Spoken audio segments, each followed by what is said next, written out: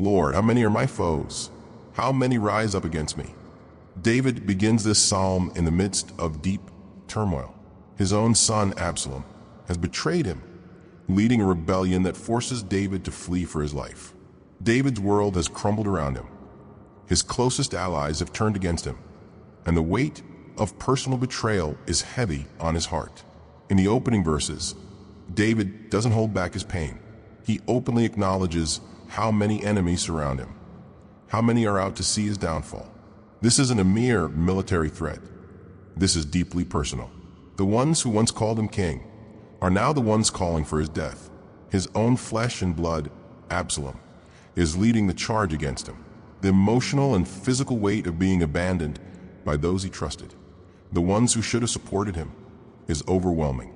This feeling of abandonment and being utterly surrounded by foes is something we can relate to, whether it's in our relationships, career, or faith. In those moments when we feel outnumbered, when it seems like everyone is against us, we too can cry out like David. How many are my foes, Lord? Yet even in the pain, David does not bottle up his distress. He turns to God.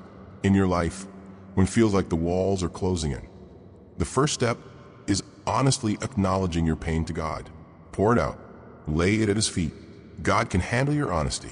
But you, Lord, are a shield around me, my glory, the one who lifts my head high.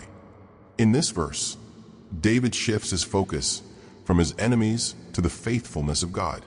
Despite the overwhelming number of adversaries, he recognizes that God is a shield. David acknowledges that God is his glory, the one who gives him honor, strength, and identity, not his title as king, nor his military victories, but God alone. When everything else seems to be crumbling, David looks up and sees God's presence surrounding him. God is not distant. He is a shield around him.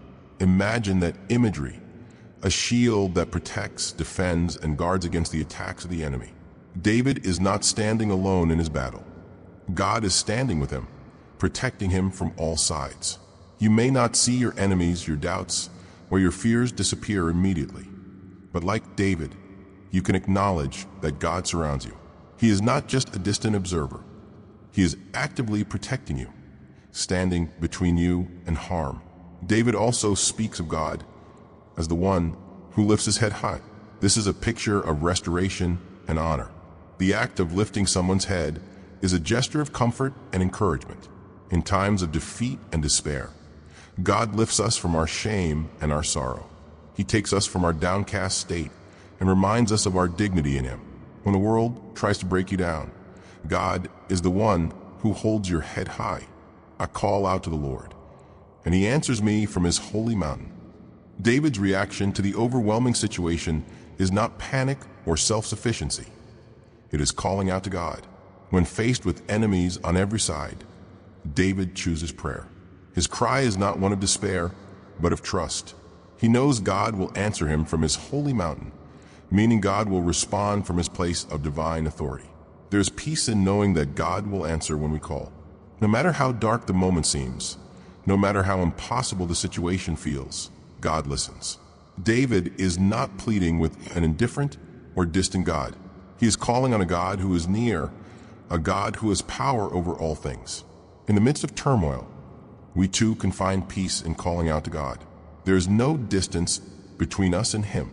The holy mountain represents God's supreme authority, but it also reminds us that he is fully present and active in our lives. When you call, God answers. Rest in that. When life feels out of control, take a moment to close your eyes, breathe deeply, and know that you can call on the God of the universe who hears your cries. You are never alone. I lie down and sleep. I wake again because the Lord sustains me. Here, David shares a powerful testimony of trust. In the midst of his fear, his life being threatened, and his world turned upside down, David is able to sleep. Not only does he sleep, but he wakes again because the Lord sustains him. This verse speaks to the deep peace that comes from trusting God completely. It is one thing to trust God when everything is calm, but it's another to trust him when your enemies surround you. David had every reason to fear, every reason to lose sleep over the danger he faced. But instead, he rests in the sustaining power of God. This peace does not come from the absence of trouble, but from the presence of God. David's peace came because he knew that God was watching over him, sustaining him through every trial, holding him through every night. In your struggles, you may feel the weight of the world pressing down on you, but you can rest knowing God is with you, sustaining you. Arise, Lord, deliver me, my God. Strike all my enemies on the jaw. Break the teeth of the wicked. David's prayer is now one of boldness. He calls on God to rise up and deliver him, not because of David's own strength, but because of God's authority. The imagery of striking enemies on the jaw and breaking the teeth of the wicked is a symbol of complete victory. David is asking God to render his enemies powerless. The teeth represent the strength of the enemy. To break them is to deprive them of their ability to harm. There is a powerful confidence in this prayer. David is no longer cowering in fear. He is standing firm in his trust that God will fight for him. This is the faith we need, to know that the battle is not ours, but the Lord's. When the enemy comes against you, when life feels like it's out of control, you can stand confidently, knowing that God will defend you and bring you the victory. From the Lord comes deliverance. May your blessing be on your people. David ends this shalom with a declaration of faith. He declares that deliverance comes from the Lord. There's no victory apart from God. David's focus is not on his enemies, his troubles, or even his own efforts. His focus is solely on the deliverance of God. Only God can save. Only God can restore. David ends with a blessing for the people of God, recognizing that the victory and deliverance that God gives is not just for him, but for all who trust in him. When God delivers you, your testimony can be a blessing to others, drawing them to faith and hope. Thank you for joining us today on this powerful journey through Shalom 3. Raising hands. If this message blessed you like this video, and comment below. How is God sustaining you in your own battles? What's one thing you're trusting him for today?